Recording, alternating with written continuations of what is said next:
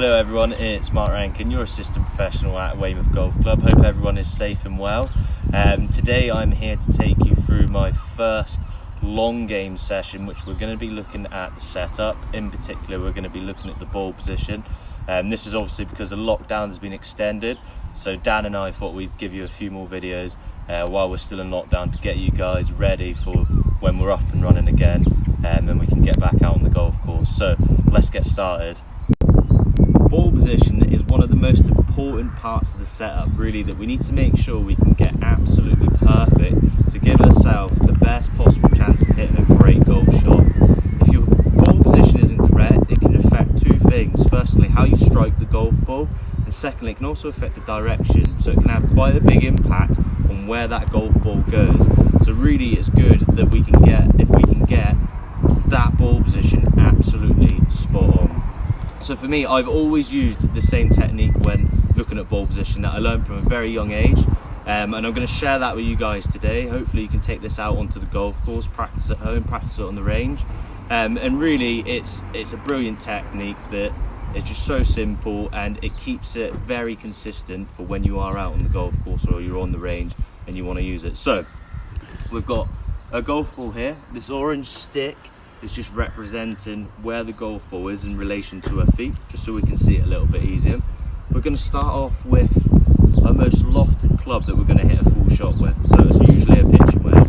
A sand wedge and a lob wedge are going to tend to hit shorter shots, so you're not going to worry about the ball position as much. We're going to focus on the full swing shots that you're going to hit. So pitching wedge is the first club we're going to use. So with a ball position with a pitching wedge, ideally we want to see the ball position directly in the middle of the stands. So a really good way to make sure we can do this is simply set up to the golf ball and making sure that there's a foot width, so I've got my right foot here in between the golf ball and the inside of my left foot.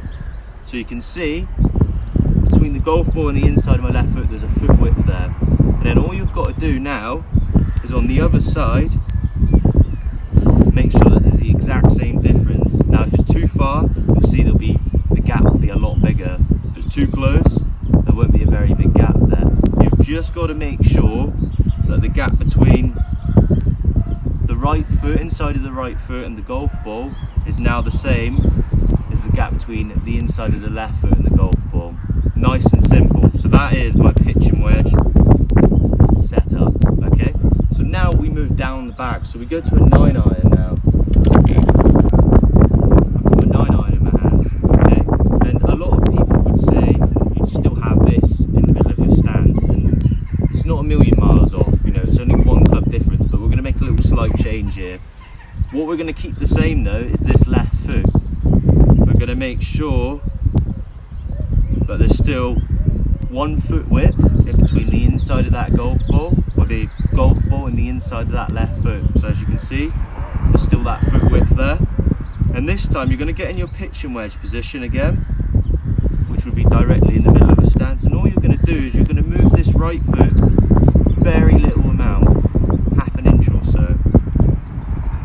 That's my 9-iron position now. Okay, set up to it, and that's my 9-iron position. So it's not far off from being directly in the middle of the stance. All I've done is I've moved this right foot back a little bit, left foot's stayed exactly the same. We move down the bag again.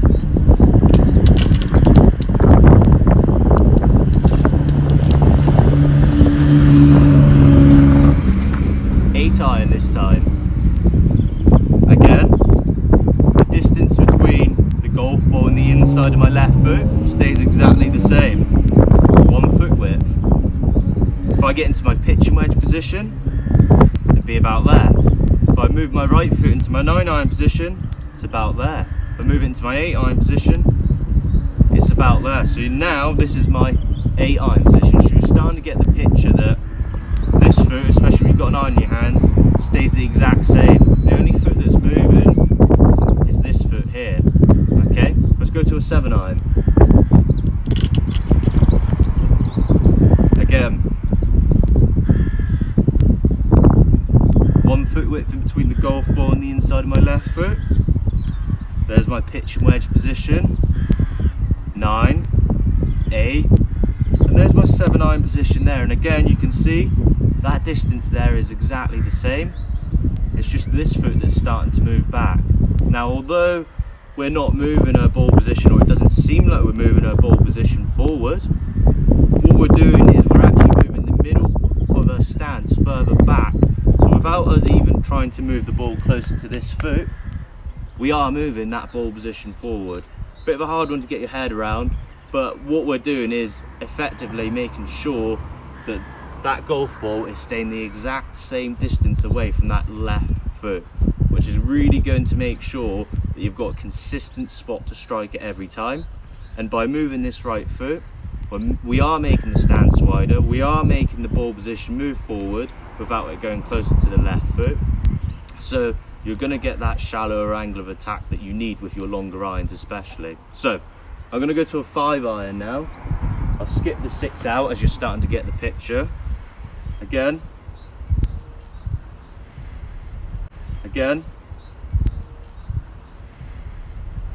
one foot in between the golf ball and the inside of my left foot. There's my pitch and wedge position. 9, 8, 7, 6. There's my 5-iron position. Okay, another bit now. Again, that distance there is exactly the same. It's just this right foot that's moving. Okay, go to a 4-iron to finish off with the irons. Again, one foot in between the golf ball and the inside of the left foot. There's my pitch and wedge. 9, 8, 7, 6, 5, 4. There's my 4-iron position. You can see I've got a nice wide stance now. That golf ball, although it's the same distance to that left foot, it seems a lot closer to it now, even though it isn't. I'm ready to hit that 4-iron. Okay, now this is where it changes up a little bit. If you've got a hybrid, or myself, I've got a 2-iron, I'd still want to see that the same. Okay, so I'd still want to see that gap in between, you know, the ball and the inside of the left foot, exactly the same, you know, for your hybrid and your 2-iron or 3-iron, whatever club you've got. But if we go to a 3-wood in a driver, this is where I want to see a bit of a different story. So as soon as we get 3-wood driver, 5-wood out, this is where we will move this left foot. Okay, and what we want to see really is we want to see the golf ball playing right off the inside of that left foot. What that's going to do is it's going to ensure that we sweep that golf ball off the surface, and that we don't get steep, we don't take a divot with it, which we don't really want to see with a 3-wood or a driver. It's just going to ensure, like I say, we sweep that golf ball off the surface, and it's going to launch nice and high and hopefully go really, really far. Again, if I get my driver out, ball position is directly off the inside of that left foot. Okay, there's no gap there. I'm playing it right off the inside of that left foot. So only with driver and your 3-wood would you change your ball, well, would you change your left foot position and bring it closer to where the golf ball is. So I've got my driver, I've got my 3-wood, both playing right off that inside foot. With my irons, it's always making sure that there's a foot width in between the golf ball and the inside of your left foot. Every single iron. Start with your pitch and wedge. Your pitch and wedge is always going to be the same. From there you can then work it out. 9-iron, 8-iron, 7-iron, 6-iron, 5-iron, 4-iron. That's the best possible way to do it. It's going to make sure that it's consistent every time. If you're out on the golf course and you're doing it, because we don't always have these sticks around with us, you can quite simply take a couple of practice swings, set up to it, pop the club down, and again, just pop your right foot down. This is my 4-iron, so I know that's my pitch and wedge position. 9, 8, 7, 6, 5, 4. There's my 4-iron position, and that's how easy it is to do it out on the golf course. If you're on the range and you want to perfect it, get a ruler and simply pop on the ruler, right inside of the left foot, ball position, or golf ball, where the golf ball would be, and then just pop on there. 9 iron, 8 iron, 7 iron, 6 iron, 5 iron. So if you're on the range or you're at home and you're practicing this, you just got to pop it down and go, right, that's the inside of my left foot, that's where the golf ball is, there's my pitching wedge, there's my 9, there's my 8, there's my 7, 6, 5, 4 and so on. So give it a go at home, let us know how you get on. It will help your game, especially if you've been struggling to strike it. If you've been hitting it in every sort of direction, give it a go, practice it at home, get ready for when the golf course is open again. It hopefully shouldn't be too long. And other than that, stay safe and stay home. Thank you for watching.